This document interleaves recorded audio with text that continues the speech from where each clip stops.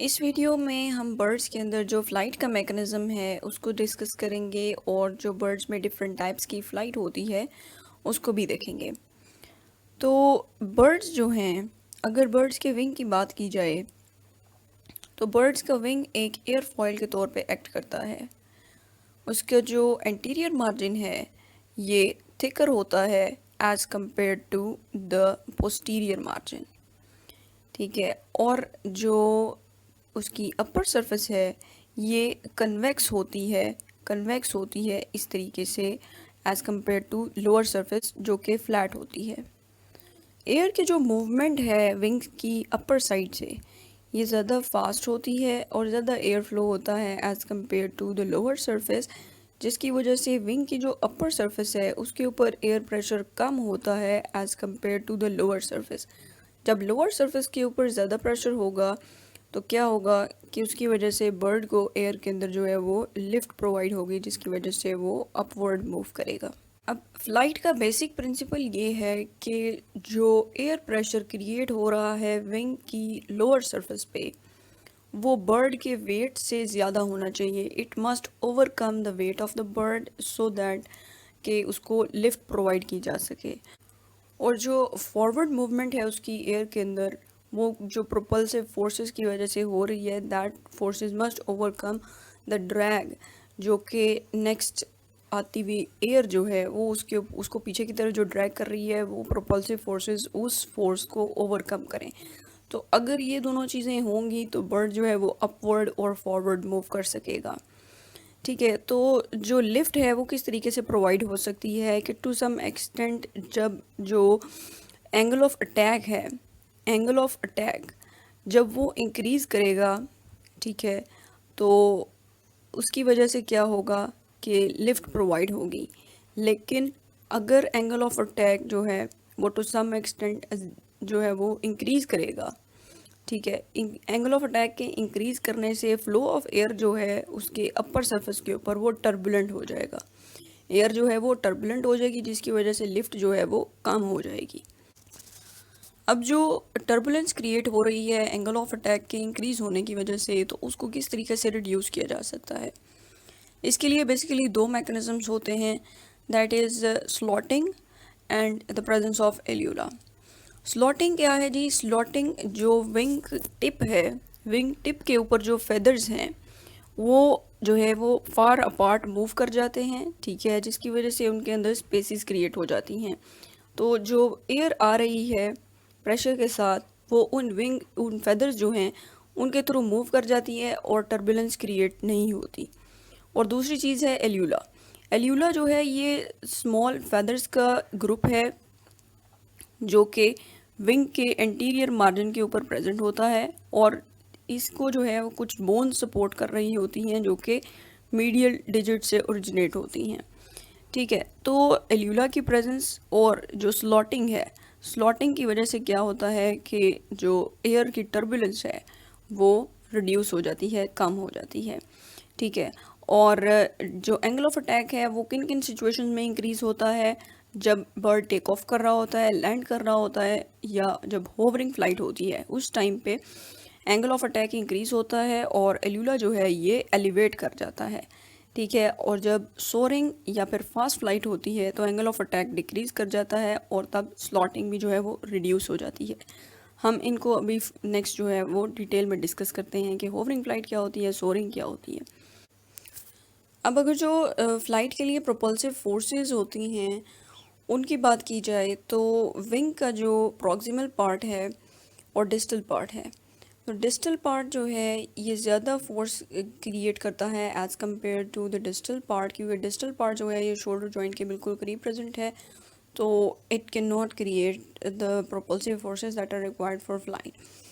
ठीक है, तो इसमें दो तरह के जो है वो स्ट्रोक्स होते हैं। डाउन स्ट्रोक है जिसको हम पावर स्ट्रोक भी कहते हैं और अप स्ट्रोक है जिसको हम रिकवरी स्ट्रोक भी कहते हैं। डाउन स्ट्रोक में क्या होता है, जो डिस्टल पार्ट है उसका लीडिंग एज वो स्लाइटली डाउनवर्ड मूव करता है। डाउनवर्ड मूव करने की वजह से क्या होता है कि एक फोर्स जो है प्रोपल्सिव फोर्स क्रिएट होती है जो कि बर्ड को लिफ्ट प्रोवाइड करती है। और अप स्ट्रोक या रिकवरी स्ट्रोक में क्या होता है, जो विंग का डिस्टल पार्ट है वो अपवर्ड मूव करता है, जिसकी वजह से जो एयर के अंदर उसको मूव करने के लिए रेजिस्टेंस है वो कम हो जाती है। डाउन स्ट्रोक में जो डिस्टल पार्ट है वो डाउनवर्ड मूव करता है। तो डाउनवर्ड जब मूव करते हैं तो फेदर्स जो हैं वो आपस में ओवरलैप किए हुए होते हैं और उनके अंदर से एयर पास नहीं करती।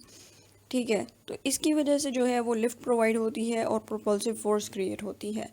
लेकिन जब अप स्ट्रोक होता है तो विंग जो है डिस्टल पार्ट वो अपवर्ड मूव करता है, जिसकी वजह से फेदर्स जो हैं उनके अंदर डिस्टेंस क्रिएट होता है और एयर जो है वो उनके थ्रू मूव करती है। जब एयर उनके थ्रू मूव करेगी टर्बुलेंस कम हो जाएगी और साथ ही साथ क्या होगा कि जो रेजिस्टेंस है वो भी कम हो जाएगी। बर्ड्स की जो टेल है ये भी फ़्लाइट में एक इम्पॉर्टेंट रोल प्ले करती है और ये जो बर्ड्स को बैलेंस करना एयर में, स्टीयरिंग मींस डिफरेंट डायरेक्शंस में मूव करने के लिए, और ब्रेकिंग मतलब लैंडिंग में जो है वो इम्पॉर्टेंट रोल प्ले करती है। ठीक है, और ड्यूरिंग हॉरिजॉन्टल फ्लाइट, जब हॉरिजॉन्टल फ्लाइट होती है तो जो टेल फेदर्स हैं ये स्प्रेड कर जाते हैं और जो बर्ड का हेड है ये नीचे की तरफ मूव कर जाता है, जिसकी वजह से क्या होता है कि जो बर्ड है उसको लिफ्ट प्रोवाइड होती है। और जब अगर वो टेल फेदर्स को क्लोज करें तो इसका जो है वो अपोजिट इफेक्ट होगा, इट मीन्स कि वो डाउनवर्ड मूव करेगा बर्ड। ठीक है, तो जो टेल है इसकी टिल्टिंग डिफरेंट साइड्स में ये उनको डायरेक्शन प्रोवाइड करती है डिफरेंट डायरेक्शंस में मूव करने के लिए। और जब बर्ड्स लैंड करते हैं तो टेल जो है वो सुप्रेस हो जाती है, नीचे की तरफ मूव कर जाती है और टेल जो है उस टाइम पे एक एयर ब्रेक के तौर पे एक्ट करती है। तो कुछ स्पीशीज़ जो हैं उनमें जो मेल बर्ड्स हैं जैसे सन बर्ड्स हैं और विडो बर्ड्स हैं, इनके जो मेल मेंबर्स हैं इनकी टेल के ऊपर ऑर्नामेंटेशन होती है, ब्राइटली कलर्ड फेदर्स होते हैं, जिसकी वजह से फीमेल जो हैं वो इन फेदर्स की ऑर्नामेंटेशन की तरफ अट्रैक्ट होती हैं और ये जो टेल ऑर्नामेंटेशन है ये रिप्रोडक्टिव सक्सेस जो है उसको भी इम्प्रूव करती है। नेक्स्ट है जी टाइप्स ऑफ फ्लाइट। अब डिफरेंट बर्ड्स जो हैं डिफरेंट सिचुएशंस में डिफरेंट टाइप्स की जो फ़्लाइट है उसको यूज़ करते हैं। तो ग्लाइडिंग फ़्लाइट जो है, ड्यूरिंग ग्लाइडिंग फ़्लाइट क्या होता है, विंग्स जो हैं वो स्टेशनरी होते हैं, बिल्कुल रुके हुए होते हैं और बर्ड जो है वो डाउनवर्ड मूव कर रहा होता है। और इधर एग्जांपल है जी वाटरफाउल जो है वो जब लैंडिंग करनी हो तब वो ग्लाइडिंग फ़्लाइट को यूज़ करता है। फ्लैपिंग फ़्लाइट जो है इसमें क्या होता है, it's the most common type of flight. जब भी बर्ड जो हैं वो टेक ऑफ करते हैं तो उस टाइम पे वो अपने विंग्स को फ्लैप करते हैं। ठीक है, और फ्लैपिंग की वजह से क्या है उनको पावर ऑफ फ्लाइट प्रोवाइड होती है, जिसकी वजह से वो नेक्स्ट जो है वो फ्लाई करते हैं।